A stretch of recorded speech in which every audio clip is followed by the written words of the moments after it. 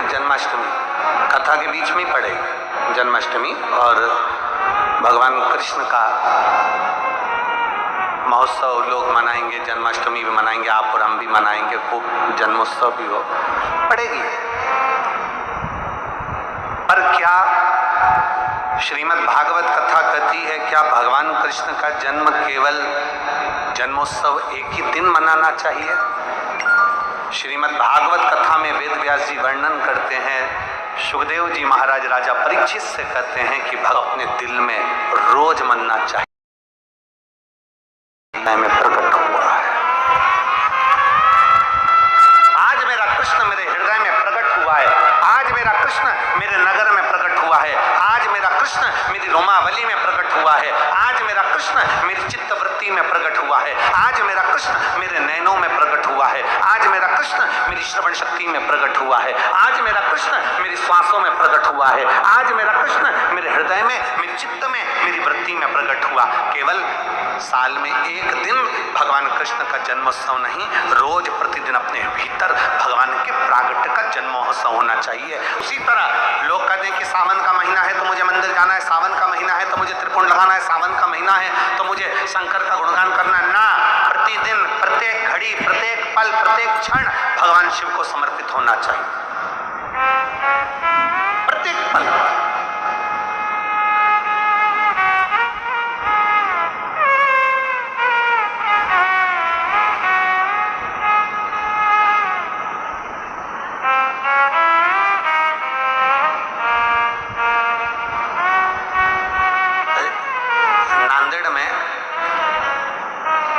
हम आ चुके हैं। बहुत बधाई। हमारे ठाकुर जी श्री कल्लू जी महाराज का स्नान होता है आज के दिन शाम को 7:30 बजे फेसबुक यूट्यूब पर लाइव आप कल्लू जी के स्नान का दर्शन फेसबुक यूट्यूब पर ठाकुर जी का, तो आप उस पर ठाकुर जी का कल्लू जी महाराज का शाही स्नान का श्रृंगार का दर्शन करें। 7:30 बजे से 1 घंटे का वो कार्य रहेगा और ठाकुर जी का जन्मोत्सव 7:30 से 8:30 बजे तक लाइव उसका दर्शन। आज बड़े प्रेम से तिथि है, भाव के साथ भगवान कृष्ण की जन्माष्टमी, भाव से बाबा से प्रार्थना करिए। एक पात्र में जल और दूध ले लीजिए। तो कहोगे गुरुजी ये कथा कहाँ से निकाल के लाए हो? तो विष्णु पुराण में से आप उसको स्मरण कर सकते हो। काय में से? विष्णु पुराण में से। एक पात्र में देसी गाय का दूध, जल उसमें रखकर, और आपके यहाँ अगर लड्डू गोपाल हो, यदि आपके घर में ठाकुर जी हो, लड्डू गोपाल हो, विष्णु जी का कोई स्वरूप हो, श्री हरि का कोई स्वरूप हो, तो उस पर शुक्रवार के दिन आप संध्या के समय पर दुर्वा डालकर उस दुर्वा से अगर लक्ष्मी जी के नामों का 108 बार उच्चारण कर कर, घी का दिया लगाकर, कैसर के चावल साथ में रखकर केवल उस जल का और दूध का मात्र छींटा देते हो, तो उसके घर में कभी लक्ष्मी की कमी नहीं आ सकती, संपदा बढ़ती चली जाती है। 108 बार लक्ष्मी के नाम का मात्र उच्चारण कर लेने पर, भगवान विष्णु के चरणारविंद पर, भगवान विष्णु के चरणों पर केवल उस दुर्वा का, जल का, दूध का सिंचन कर देने से भी लक्ष्मी की वृद्धि होती, लक्ष्मी देती। कि अगर लड्डू गोपाल आपके घर में ठाकुर जी हो, 5 चीजें चढ़ती है, जल, दूध, दही, शहद, घी, शक्कर, पंचामृत की वस्तु, पांचों हमारे जीवन को सार्थक करने वाले। दूध भक्ति का प्रतिबिंब है।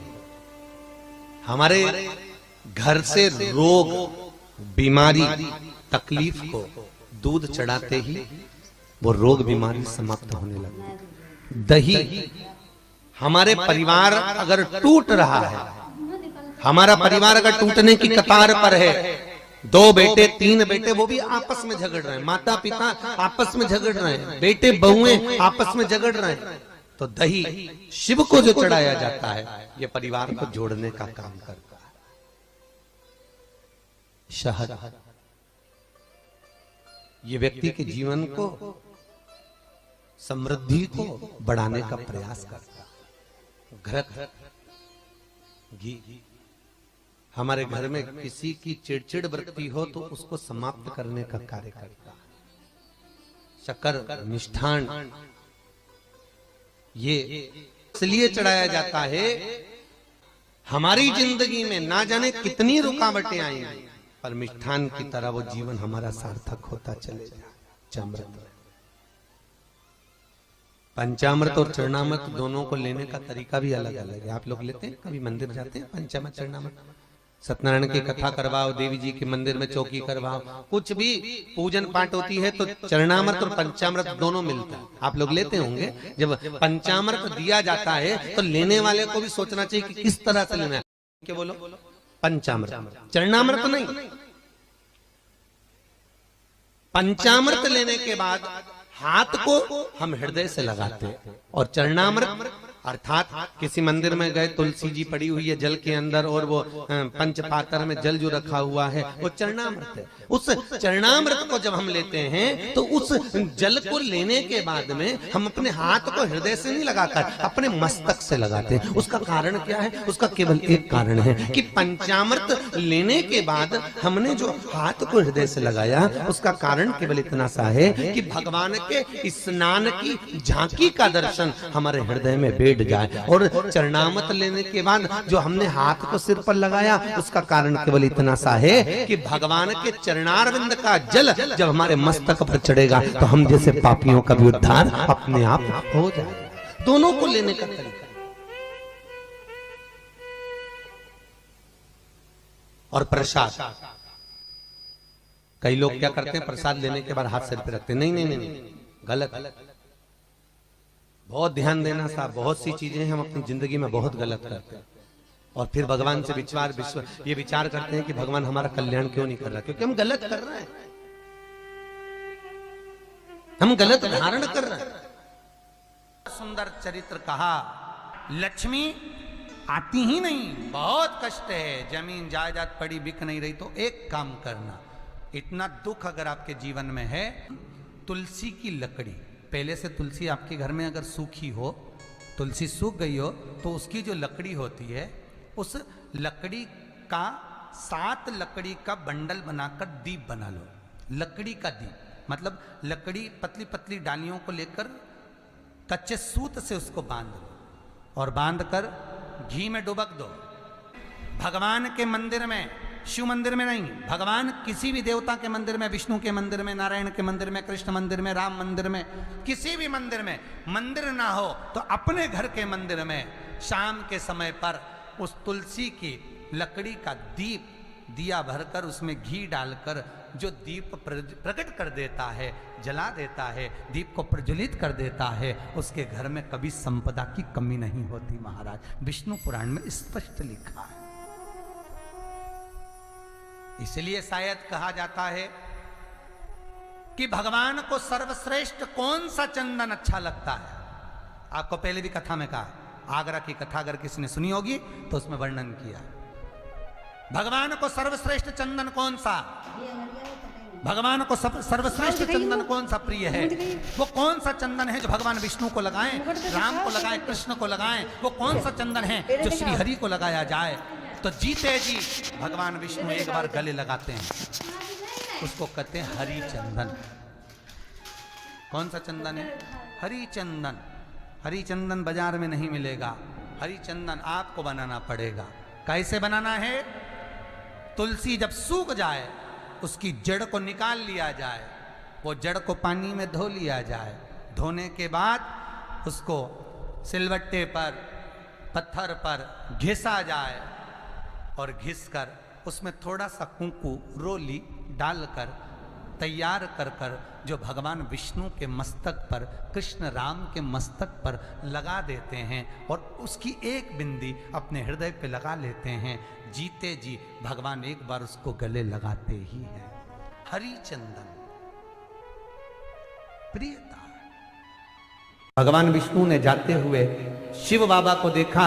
शंकर भगवान से, भगवान नारायण ने कहा आप कुछ कहेंगे नहीं? भगवान शंकर कहते हैं नारायण चिंता मत करो, ये बद्रिकाश्रम में जो आएगा चने की दाल चढ़ा कर जाएगा, चने की दाल को मंदिर के पीछे बैठकर ओम नमः शिवाय बोलकर जो नारायण को समर्पित करेगा उसके मनवांचित फल को मैं 3 महीने में पूरा कर दूंगा, उसके मन की कामना को मैं 3 माह में पूर्ण कर दूंगा। आज भी नियम है, चने की दाल को लेकर जाते हैं बद्रिकाश्रम के मंदिर के पीछे बैठकर चने की दाल को लेकर ओम नमः शिवाय का जाप करते हैं। 7 बार ओम नमः शिवाय बोलकर वापिस घूमकर भगवान विष्णु को समर्पित करी जाती है तो 3 महीने में मनोकामना पूरी हो जाती है। उस चने की दाल का इतना प्रमाण है। जन्माष्टमी पड़ेगी, जन्माष्टमी, और भगवान कृष्ण का महोत्सव लोग मनाएंगे, जन्माष्टमी भी मनाएंगे, आप और हम भी मनाएंगे, खूब जन्मोत्सव भी पड़ेगी। पर क्या श्रीमद् भागवत कथा कहती है क्या भगवान कृष्ण का जन्म केवल जन्मोत्सव एक ही दिन मनाना चाहिए? श्रीमद् भागवत कथा में वेद व्यास जी वर्णन करते हैं, सुखदेव जी महाराज राजा परीक्षित से कहते हैं कि भगवान कृष्ण का जन्मोत्सव तो अपने दिल में चाहिए कि आज मेरा कृष्ण मेरे हृदय में प्रकट हुआ है,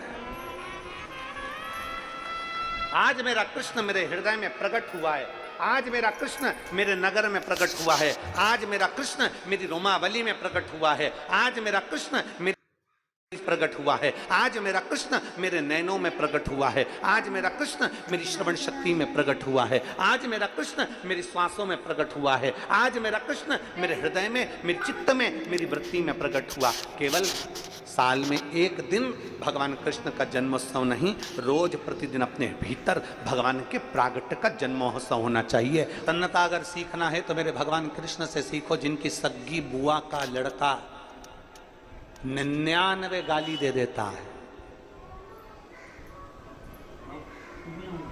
सीखना है तो भगवान कृष्ण से सीखो, जिनकी सग्गी बुआ का लड़का 99 गाली दे रहा है और भगवान कृष्ण के चेहरे पर सल नहीं है और वो मुस्कुरा रहा है।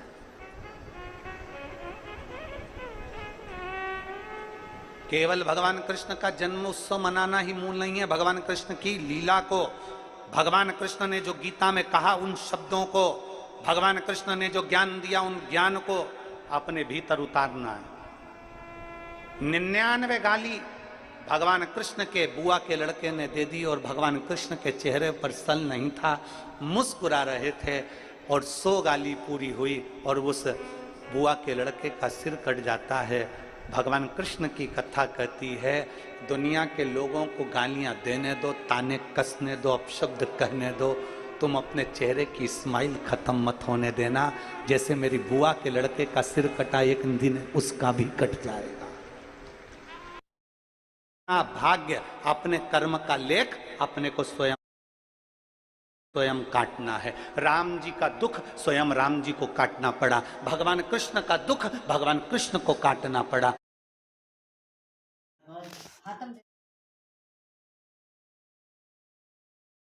करिए कि कितना कितना संसार में दुख आया।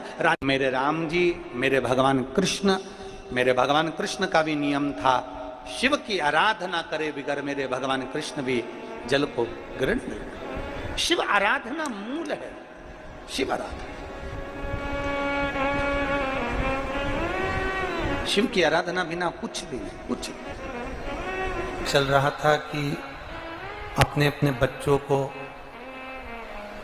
भगवान कृष्ण का जन्मदिन है, भगवान कृष्ण का जन्मोत्सव है, तो अपने बच्चों को भगवान कृष्ण की ड्रेस पहना। आज एक मैसेज चल रहा था, आज एक मैसेज चल रहा था कि अपने अपने बच्चों को भगवान कृष्ण की ड्रेस पहना। पर हमारा तो इतना कहना है कि अपने बच्चों को भगवान कृष्ण की ड्रेस पहनाए ना पहनाए, पर इतना जरूर करें अपने घर के बच्चों को भगवान कृष्ण जैसा एक संस्कार जरूर दें। जैसे उन्होंने द्रौपदी की लाज बचाई, ऐसी सबकी लाज बचाते हैं। आप ड्रेस पहनाएं ना पहनाएं, पर अपने बच्चों को ये ज्ञान जरूर दें कि उन्होंने जैसे गीता का ज्ञान देकर संपूर्ण विश्व का कल्याण किया है, गीता का ज्ञान देकर संपूर्ण विश्व का उद्धार किया है, गीता का ज्ञान देकर संपूर्ण विश्व का कल्याण किया, ऐसा गीता का ज्ञान आपके बच्चे भी प्रदान करें। आप अगर विश्वास रखे हो, सफेद आंकड़े की जड़, जिस नारी का संतान नहीं हो, गर्भ नहीं ठहरा हो, सफेद आंकड़े की जड़, जिस देव अधिदेव महादेव की कथा जिस ने श्रवण कराई है, शंकर भगवान जिनके सामने बैठकर शिव पुराण की कथा सुन रहे हैं, उन तुमरुका जी का नाम लेकर शिवलिंग पे से 21 बार घुमाकर मंदिर में ही कमर पर 7वें दिन रजस्वला धर्म के जो बांध लेता है और एक पीपल का पत्ता अवधूतेश्वर महादेव का नाम लेकर शंकर पर चढ़ाकर उसको गाय के दूध में उकाल कर रात्रि को दोनों पति पत्नी अगर पीकर सोते हैं, 3 महीने में भगवान भोलेनाथ उसकी गोद भर देते हैं। ये शिव वो एक व्रत होता है ना, माताएं करती है संतोषी माता का, उसमें क्या नहीं खाते हैं? जम के बोलो, खटाई नहीं खाते। अच्छा ईमानदारी से बोलो, तुम 16 सोमवार शुक्रवार करे तुमने संतोषी माता के, तुमने 10 शुक्रवार करे संतोषी माता के, और संतोषी माता ने तुम्हारी नहीं सुनी तो तुम जगत में कहोगी बताओ माता जी के हमने तो व्रत करे और माता जी ने हमारी नहीं सुनी। पर तुमने व्रत करे तो करे कैसे? तुमने धारण तो करा कि शुक्रवार को खट्टा नहीं खाना है, पर संतोषी माता के व्रत को तुमने अच्छे से धारण नहीं करा। तुमने उसमें पढ़ा कि खट्टा मत खाओ, पर संतोषी माता के व्रत को अगर अच्छे से धारण करोगी, गणेश जी की बेटी है संतोषी, और संतोषी के अच्छे से धारण करोगी तो सबसे पहला प्रसंग आता है कि खट्टा मत खाओ, और साथ में यह भी याद रखो कि खट्टा मत बोलो। अब मालूम पड़े शुक्रवार का व्रत रख लिया, खट्टा नहीं खाऊंगी, खट्टा नहीं खाऊंगी, और सबसे झगड़ा करती फिर रही, जरा जरा सी बात में लड़ रही, जरा जरा सी बात में खट्टा बोल रही, तो व्रत लगेगा? अरे बोलो तो जी जियो, अरे बोलो अच्छे से, लगेगा? व्रत का फल मिलेगा? नहीं। और जगत में कह रही मैंने तो व्रत भी करे पर फायदा नहीं हो रहा, मैंने तो व्रत भी करे कोई लाभ नहीं हो रहा, तो भगवान भी बोले लाभ कहां से होगा? खट्टा खाया नहीं पर खट्टा बोला तो, और खट्टा अगर बोल दिया तो लाभ कैसा? उसका पाप भाव